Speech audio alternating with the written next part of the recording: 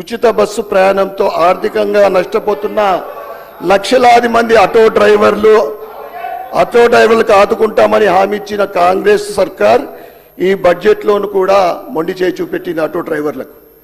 ఏడాదికి 12,000 జీవన భృతి కల్పిస్తామని, కార్పొరేషన్ ఏర్పాటు చేస్తామని ఉదరగొట్టిన ప్రభుత్వం ఇప్పుడు ఆ హామీని ఎగొట్టింది అధ్యక్ష. 2.5 ఏళ్ల నుంచి ఎదురు చూసిన ఆటో డ్రైవర్ల నోట్లో మట్టి కొట్టింది. బడ్జెట్లో ₹1 కేటాయించలేదు.